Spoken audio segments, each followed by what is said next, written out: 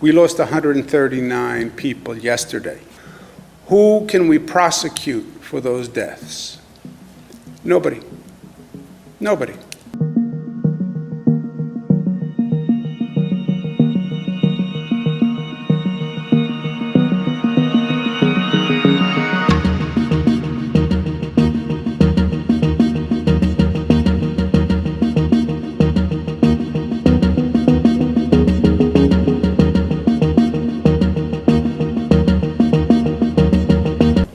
And still people died. Still people died. Older people, vulnerable people are going to die from this virus. That is going to happen, despite whatever you do. Because with all our progress as a society, we can't keep everyone alive, despite everything you do. And older people are more vulnerable. There's a randomness to this virus that is inexplicable. Why do people die? You can have a situation where everyone did the right thing and everyone tried their best, and people still die. If the mandates that are currently in place right now that we've all just been talking about in here were in place from the get-go, they feel that their loved ones might still be here. I don't. Look, people rationalize death in different ways. I don't think there is any logical rationale to say they would be alive today.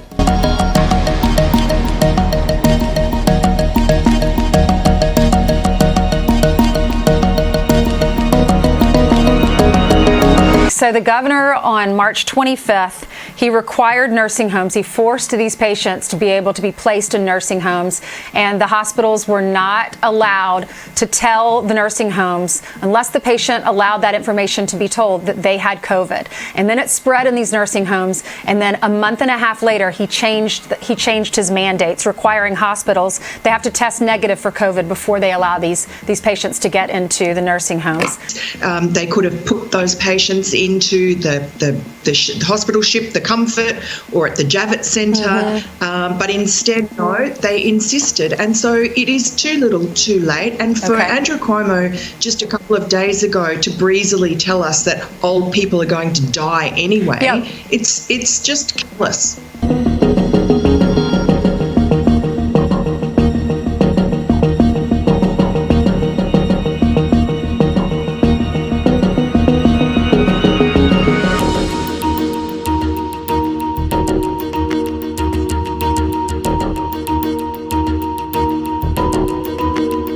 And now on to the frauds. Let's start with Pennsylvania Health Secretary Rachel Lavigne, who weeks ago ordered nursing homes to admit COVID-positive patients.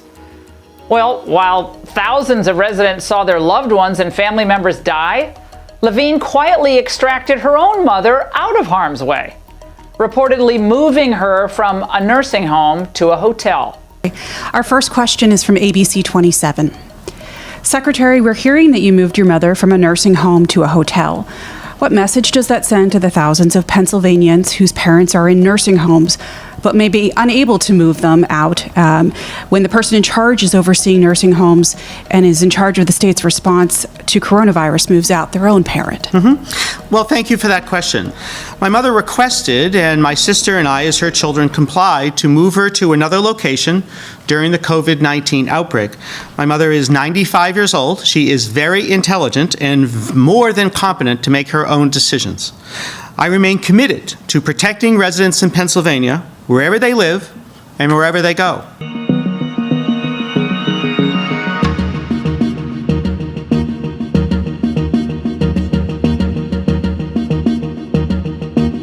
I'd rather have her mother be health secretary of Pennsylvania, frankly.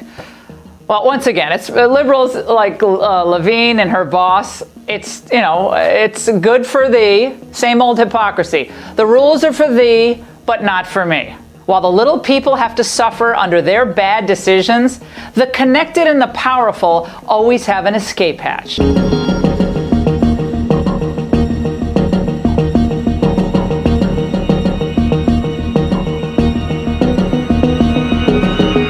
our Secretary of Health, Dr. Lavigne, decided that it'd be good to allow COVID-positive patients to be returned to elder care facilities. And as a result of that, it broke out like fire. Those very same people, our Secretary of Health said we're going to be vulnerable. We were told up front, the Secretary warned us how dangerous it was for elderly and those with pre-existing conditions, and unleashed heck upon our dearly beloved fathers, mothers, grandmothers, grandparents, aunts, and uncles. And I think that's unconscionable, unacceptable, and that Secretary needs to be held accountable for that awful decision. And the governor owns this. Exactly. These decisions made by the Secretary of Health, the governor is responsible for. He's culpable, and there needs to be hard decisions made by Governor Wolf. He's allowed our Secretary to make decisions that has led to the death of 2,500 people within the elder care homes. I'm not okay with that, are you? No!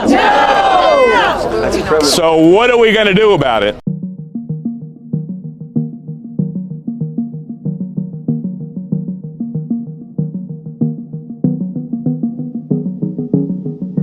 We come against the governor's culture of death. As he told us, it's all hands on deck. We have to shut down all surgeries and electives and procedures because we can't have anyone exposed to the virus. Meanwhile, he says abortion's okay. No! The hypocrisy of this governor to allow the murder of the unborn in the midst of a crisis when he told us that he has to shut everything else down. I have constituents here, one who's about to may lose an eye because of this whole thing here that has to be treated every month. Another who has breast cancer needs treatment, and everything's put on hold, but it's okay to go and kill a baby. That's our governor. So 11 counties have just said no to Governor Wolf. Isn't that fantastic? That is you taking power back. The governor wants to hold you in bondage and chains for eternity, it seems like, and the counties now say no.